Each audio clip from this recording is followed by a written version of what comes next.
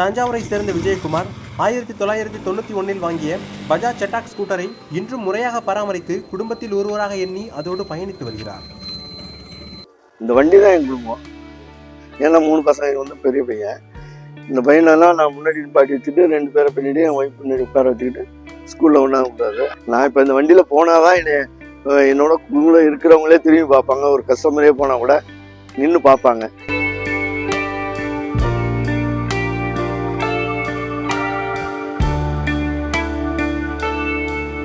பஜாஜ் நிறுவனம் தனது பயணத்தை 1960 இத்தாலியின் பியாஜியோ நிறுவனத்துடன் இணைந்து வெஸ்பா 150 ஸ்கூட்டரை தயாரிப்பதன் மூலம் தொடங்கியது. நிறுவனம் அதன் சொந்த வடிவமைப்பு மற்றும் இந்திய மக்களின் விருப்பமான வாகனமாக மாறிய பஜாஜ் செட்டாக் ஸ்கூட்டரை அறிமுகப்படுத்தியது. இந்த வண்டியோட அமைப்பெல்லாம் பார்த்தீங்கன்னா இன்னைக்கு போட்டோ கூட வண்டியை எடுக்கிறதுக்கு நிறைய பேர் காத்துட்டு இருக்காங்க. இந்த வண்டியை நம்பிட்டு நீங்க எங்க வேணாலும் போகலாம் வரலாம். அதே போல மெயின்டெனன்ஸ் ரொம்ப கம்மி.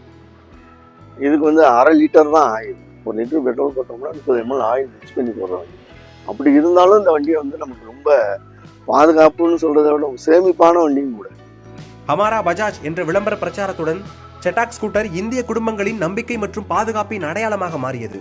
இந்த ஸ்கூட்டரை வாங்குவதற்கு அப்போதைய காலகட்டத்தில் பல ஆண்டுகள் காத்திருக்க வேண்டிய நிலை இருந்தும் மக்கள் மத்தியில் இதற்கு மிகப்பெரிய வரவேற்பு இருந்தது.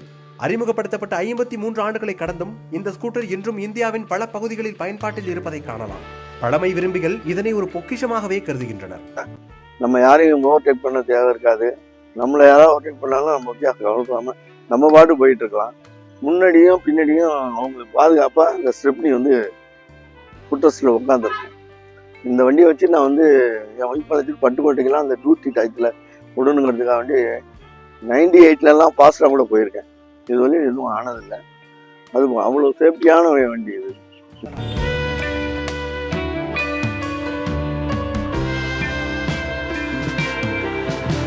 காலில் எப்பவும் போல எல்லா வண்டிக்கும் இருக்கும். அதே போல் இது வந்து கால் பிரேக் தான்.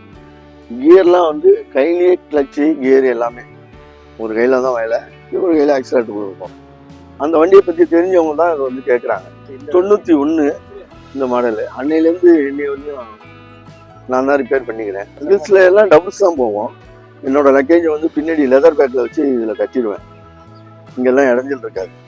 லெதர் பேக்கில் வந்து துணி மணி தான் வைக்க போகிறோம். அதனால் அது வெயிட்லெஸ்ஸாக இருக்குங்கிறதுனால ஸ்டெப்லேஜ் கட்டிட்டு 2 பேர் தான் போவோம். 2 பேரும் வந்து ஹில்ஸ்லாம் நல்லா ஏறும். இந்த வண்டிக்கு உங்கள் குடும்பத்துக்கு நம்ம கனெக்ஷன் என்ன? இந்த வண்டி தான் என் குடும்பம். ஏன்னா 3 பசங்க வந்து பெரிய பையன். இந்த பையனெல்லாம் நான் முன்னாடி பாட்டி வச்சுட்டு 2 பேரை பின்னாடி என் ஒய்ஃப் பின்னாடி உட்கார வச்சுக்கிட்டு ஸ்கூலில் ஒன்றா கூடாது. அவங்க வந்து மெடிக்கல் காலேஜில் ஸ்டாஃபாக இருந்தாங்க, ஸ்டாஃப் நர்ஸாக இருக்காங்க. அவங்கள கொண்டு போய் அதுக்கப்புறம் அவங்கள கொண்டு விட்டுட்டு வர்றது, அவங்கள அழைக்க போகிறது. இந்த ஸ்கூட்டு போய் நின்னாலே நான் எங்கே நிற்கிறேன்ட்டு தெரிஞ்சிடும். அவ்வளோ நின்னாலும் இந்த ஸ்கூட்டு போய் நின்னாலே தெரிஞ்சிடும்.